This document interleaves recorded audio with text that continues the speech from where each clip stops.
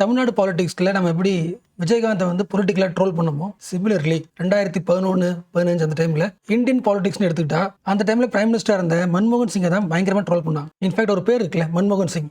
இந்த மண் இருக்குல்ல, தமிழே வச்சுக்கலாம், மண் மாதிரி அமைதியா இருக்காரு, சைலண்டா இருக்காரு, அவருக்குன்னு தனியா ஒரு எபிலிட்டி கிடையாது, பப்பட்டா இருக்காரு. ஈவன் ஹிந்தில அவர் பேரை இந்த மண்ணை வந்து MAUN மன்மோகன் தான் கூப்பிட்டாங்க. அதாவது பீங் ரொம்ப சைலண்ட், எதுவும் பேச மாட்டாரு, அமைதியாக ஒரு வேலையை பார்ப்பாரு, ஒரு பெரிய லீடர் இல்லைன்னு சொல்லியிருந்தாங்க. பட் ஆக்சுவலாக பார்த்தோன்னா உங்களுக்கு தெரியும், பட் அகைன் சொல்கிறேன், இந்தியாவோட எக்கனாமிக் ஹிஸ்ட்ரி எடுத்தா இந்தியாவோட மேக்ரோ எக்கனாமிக் பாலிசி, அதாவது இந்தியாவோட பொருளாதாரத்தை மாற்றி அமைச்ச 2 பெரிய லீடர்ஸ்னா ஃபர்ஸ்ட் நேரு, அதுக்கப்புறம் ஒரு பெரிய சேஞ்ச்னா மன்மோகன் சிங் டைம் தான்.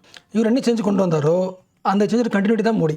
ஸோ அடுத்த 200 வருஷம் 300 வருஷம் இந்தியாவோட ஹிஸ்ட்ரி நீங்கள் எடுத்து பார்த்தீங்கன்னா மன்மோகன் சிங்னு தனி பேஜ் இருக்கும். என்ன ரீசன்? மேலே பார்த்தது தான் இந்தியாவோட எக்கனாமிக் ஹிஸ்ட்ரியை மாற்றி அமைச்சவரில் ஃபர்ஸ்ட் முக்கியமான ஆள் மன்மோகன், ஆஃப்டர் நேரு. ஈவன் மன்மோகன் சிங் இந்தியாவோட பாலிடிக்ஸ்குள்ள என்டர் ஆகிறதுக்கு முன்னாடி வரைக்கும் இந்தியாவோட நேச்சர் எப்படி இருக்கும்? இந்தியன் எக்கனாமிஸ் க்ளோஸ்ட் எக்கனாமியில் மோனோபலைஸ்ட் எக்கனாமி சொல்லலாம், இல்லை கவர்மெண்ட் பேஸ்ட் எக்கனாமி சொல்லலாம், இல்லை ஸ்டேட் சென்ட்ரலைஸ்ட் எக்கனாமி சொல்லலாமா? அதாவது most of the business government தான் பண்ணும், பிரைவேட் பிளேயர்ஸ்க்கு இடம் கிடையாது, இன்னோவேஷனுக்கு இடம் கிடையாது. So economy is tightly controlled only by government.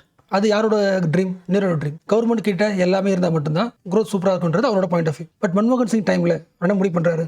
1990s வந்துருச்சு, உலகம் முழுக்க குளோபலைசேஷன்ன்ற ஒரு பெரிய எக்கனாமி பயங்கரமான வேவ் ஒன்று உருவாயிட்டு இருக்கு. பட் அதுக்கும் இந்தியாவுக்கும் லிங்கே கிடையாது.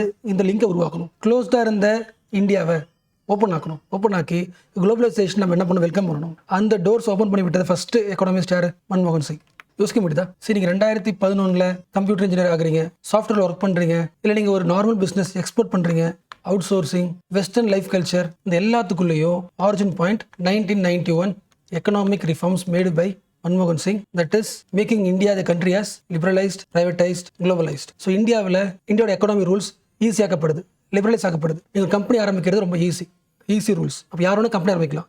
ஒரே டைமில் 100 கம்பெனி உருவாகுது, நிறைய எம்ப்ளாய்மெண்ட், க்ரோத் அதிகம். ஸோ ப்ரைவேடைசேஷன் அதிகமாகுது. மற்ற ஃபாரின் கண்ட்ரீஸில் கம்பெனிஸும் உள்ள வரலாம். குளோபலைசேஷன். இந்த LPG ஃபார்முலாவோட இனிஷியேட்டிவ் யார்? மன்மோகன் சிங். ஸோ ஒரு ஸ்ட்ராங்கஸ்ட் பிரசன்ஸ் இந்தியாவோட எக்கனாமிக்ஸில் இருக்குது. உங்களுக்கு எல்லாமே தெரியும். இந்த இம்பாக்ட் என்ன ஆயிருக்கு, அதை கொண்டு போன அடுத்த இப்போ இருக்கிற கண்டெம்பரரி கவர்மெண்ட் அது என்ன பண்ணியிருக்கு, ரெண்டுத்தையும் பார்க்கலாம். ஸோ 2004 2014 இந்தியா க்ளோஸ்ட் எக்கானமிலிருந்து ஓப்பன் எக்கானமி மாறினதுக்கப்புறம் 1991 மாறுதா? அப்போ அவர் மன்மோகன் சிங் யார்? ஃபினான்ஸ் மினிஸ்டரா, எக்கனாமிக் அட்வைசரா? இப்போ என்ன ஆயிட்டாரு? பிரைம் மினிஸ்டரா? எஸ். இந்த காலகட்டத்தில் இந்த ஓப்பன் எக்கானமி இந்தியாவை என்ன இம்பாக்ட் ஏற்படுத்துச்சு? ஆல்ரெடி பார்த்தோம்ல. கண்டிப்பாக ஜிடிபி growth எப்படி இருக்கும்? செம்ம அதிகமாக இருக்கும். What GDP? ஒரு கண்ட்ரியோட ப்ரொடக்ஷன் தானே ஜிடிபி. ப்ரொடக்ஷன் அதிகமாச்சுன்னா growth அதிகமாக அர்த்தம். அப்போ இதுக்கு முன்னாடி வரைக்கும் கவர்மெண்ட் ப்ரொடியூஸ் பண்ணுச்சு, இப்போ யார் ப்ரொடியூஸ் பண்ணுறா? Private companies. இப்போ ஒரே டைமில் 100 கம்பெனி 1000 கம்பெனி வந்து ப்ரொடியூஸ் பண்ணுதுன்னா growth எப்படி இருக்கும்? அதிகமாக இருக்கும். ஸோ 2004 கண்டினியூஸாக அடுத்த ஒரு 5 இயர்ஸ் 2009 வரைக்கும் இந்தியாவோட ஜிடிபி வருஷம் 8.5% growth. அதுக்கப்புறமும் சரி, 2008-9 உலகம் முழுக்க என்ன வந்துச்சு? எக்கனாமிக் ரைஸ் வந்துச்சா? ரெசெஷன் வந்துச்சா? உலகம் முழுக்க ஸ்லோ டவுன். பட் அது அப்போ கூட 2010-11 அந்த டைமில் கூட இந்தியாவோட growth வந்து 7.8%. ஸோ முதல் முறையாக இவ்வளோ growth வர்றது இந்தியாவுக்கு ஃபர்ஸ்ட் டைம். அப்போ growth அதிகமாச்சுன்னு அர்த்தம் எம்ப்ளாய்மெண்ட் அதிகமாக அர்த்தம். எம்ப்ளாய்மெண்ட் அதிகமாக அர்த்தம் சேவிங்ஸ் அதிகமான அர்த்தம். ஸோ எம்ப்ளாய்மெண்ட் எப்போ அதிகமாச்சோ, ஃபர்ஸ்ட் டைம் பூஸ்ட் ஆச்சோ, அந்த டைமில் கவர்மெண்ட் என்ன பண்ணுச்சு? சேவிங்ஸ் அதிகமாகுச்சு. ஒரு எக்கனாமிக் எக்ஸ்பர்ட்டாக இருந்ததுனால அவருக்கு என்ன தெரியுது? இந்தியாவோட பேக் போன் எது? சேவிங்ஸ் தான். இப்போ 2004-2009 இருக்குல்ல, அந்த டைம்ல எக்கனாமிக் கிரைசிஸ் ஃபியூச்சரில் உலகம் முழுக்க வர்றதுக்கு முன்னாடியே ஒவ்வொரு இண்டிவிஜுவலோட சேவிங்ஸ் அதிகமாக்கிட்டார். இந்தியா ஒரு 100 ரூபா உற்பத்தி படுத்துனா அதில் 23 rupees என்ன பண்ணுறோம்? சேவிங்ஸ் ஆகிருக்கும். இந்த 23% வந்து 38% அதிகமாகிடுச்சு இப்போ 2010. யோசிக்க முடியுதா? உங்கள் ஃபேமிலி வந்து நல்லா போயிட்டு இருக்கு, திடீர்னு பயங்கரமான ப்ராப்ளம். இந்த ப்ராப்ளம் சரி பண்ணுறதுக்கு ஒரே வழி ஃபினான்ஷியலி ஸ்ட்ராங்காக இருக்கணும். ஆல்ரெடி உங்ககிட்ட சேவிங்ஸ் வந்துச்சுன்னா அந்த காசு வச்சு என்ன பண்ணலாம்? அடுத்த ஒரு 5 வருஷம் இல்லை அடுத்த ஒரு 3 மாதமாச்சும் ஓட்டலாம். கரெக்டாக. சிமிலர்லி உலகம் முழுக்க ஸ்லோ டவுன், ப்ரொடக்ஷன் நின்று போச்சு. அதை சரி பண்ணுறதுக்கு ஒவ்வொரு கண்ட்ரிக்கு என்ன கிடையாது? வெஸ்டர்ன் கல்ச்சரில் சேவிங்ஸ் அந்த அளவுக்கு பெரிய ரூல் கிடையாது. பட் 2009 28% சேவ் பண்ணிருக்கும். உலகம் முழுக்க ஸ்லோடவுன் இருந்த போதும் இந்த சேவிங்ஸ் ரேட் என்ன பண்ணிடுச்சு? இந்தியாவை சேஃப்கார்ட் பண்ணிடுச்சு. அந்த சேவிங்ஸ் இன்வெஸ்ட் பண்ணி growth 8.5 இருந்தாலும் 7.5 கீழே குறைக்க நம்ம விடலை. யோசிக்க முடியுதா? ஸோ 2004-2014 இந்த 10 இயர்ஸோட ஃபர்ஸ்ட் இம்பாக்ட் என்ன? குளோபலைசேஷனால இன்வெஸ்ட்மெண்ட் வெளியூர்லேருந்து வருது, இந்தியாவுக்குள்ள பிரைவேட் இன்வெஸ்ட்மெண்ட் அதிகமாகுது. ஸோ இன்வெஸ்ட்மெண்ட் ரோடு போகிறதுல, அது இன்ஃப்ராஸ்ட்ரக்சரில், இண்டஸ்ட்ரியில், டிஃப்ரெண்ட் டைப் ஆஃப் சர்வீஸ் செக்டரில் எல்லா இன்வெஸ்ட்மெண்ட் அதிகமாகுது. இப்போ இன்வெஸ்ட்மெண்ட் அதிகமாச்சுன்னா ஜிடிபி எப்படி இருக்கும்? அதிகமாகும். First impact. ஜிடிபி அதிகமாகும் போது we also tried to improve the savings.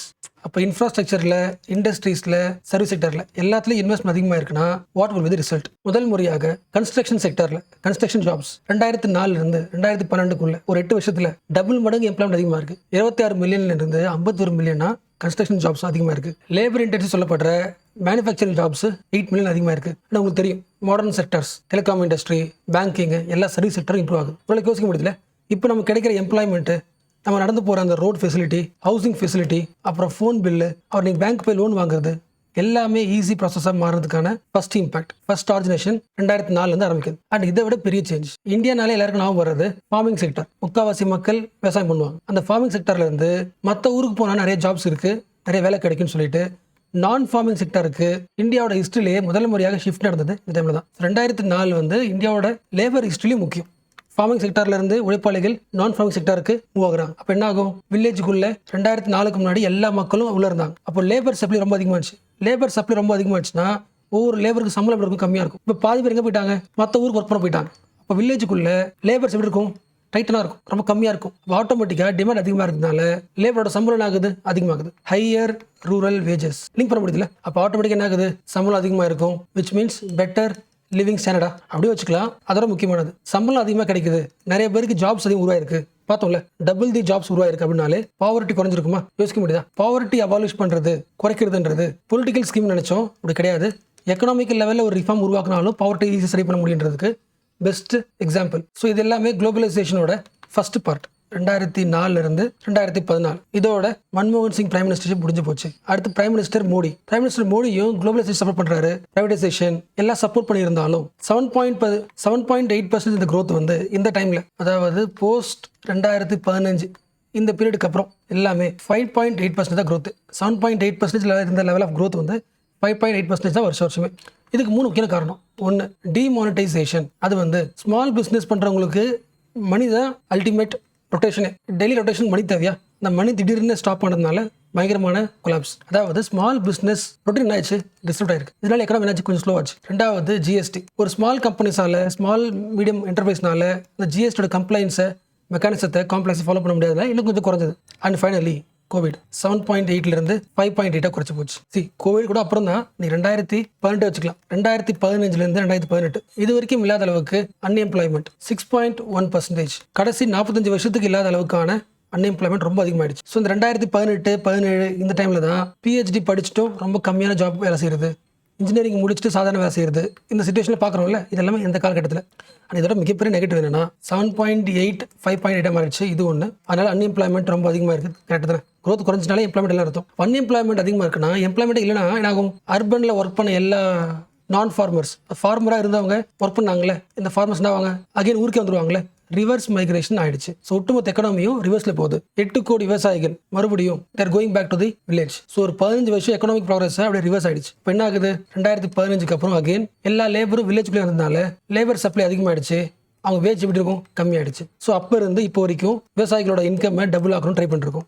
But ஆக்சுவலாக இன்னொரு முக்கியமான பாயிண்ட், பிரைம் மினிஸ்டர் மோடியோட மெயின் எய்ம் என்ன, மேக் இன் இந்தியா. அதாவது இந்தியாவில் மேனுஃபேக்சரிங் செக்டரை இம்ப்ரூவ் பண்ணணும். பட் 2012 2022 வச்சுக்கலாம். இந்த டைம்ல இந்தியாவோட மேனுஃபேக்சரிங் செக்டரோட growth 17%. growth கிடையாது, மேனுஃபேக்சரோட செக்டரோட ஷேர் இன் அவர் எக்கனாமி. அதாவது இந்தியா ஒரு 100 ரூபாய் உற்பத்தி பண்ணுதுன்னா அதில் 17 ரூபாய் மேனுஃபேக்சரிங் செக்டர்லேருந்து வந்த லாபம். இந்த லாபம் 2022 13% குறைஞ்சு போச்சு. So make in India initiative sufficient jobs உருவாக்குறதுல மிஸ் ஆயிடுச்சு. உங்களுக்கு புரியுதா? அப்போ 2015 அப்புறம் ஒரு காமன் பர்சனோட ப்ராப்ளம் புரிஞ்சா, அன்எம்ப்ளாய்மெண்ட் அதிகம், ஸோ பாவர்ட்டி அதிகமாக இருக்கும். ஒருவேளை வேலை செய்றீங்கன்னா உங்கள் வேஜ்னா இருக்காது, சம்பளம் அதிகமாக இருக்காது, ஸ்டாக்னெட் வேஜாக இருந்திருக்கும். அப்போ சம்பளமே அதிகமாக வந்திருக்கும். பட் உங்கள் வீட்டுக்கு ஆன பொறுப்பு இருக்குல்ல, அதிகமாக இருக்கும். வருஷம் உங்கள் சேலரி அதிகமானதான் வீட்டுக்கான பொறுப்பையும் என்ன பண்ண முடியும், எடுத்துக்க முடியும். பட் ரெஸ்பான்சிபிலிட்டி அதிகமாகிட்டே இருக்கு, சேலரி கம்மியாகிட்டே இருக்கு. அப்போ என்ன பண்ணுவீங்க, உங்கள் வீட்டில் இருக்கிற கோல்டு இருக்கும்ல, கோல்டு அடமானம் வைப்பீங்க, கோல்டு லோன் எடுத்து எல்லா வேலையும் பண்ணிட்டு இருப்பீங்க. லாஸ்ட் 5 இயர்ஸாக உங்களோட வீட்டிலே நம்ம இந்த இம்பாக்ட் பார்க்கலாம். ஸோ தினசரி நீடுக்கு கோல்டு லோன் வச்சு அந்த காஸ்ட்ல டெய்லி லைஃப் ஓட்டுற அளவுக்கு சிச்சுவேஷன் மாறிடுச்சு. ஸோ இந்த சிச்சுவேஷன்ல தான்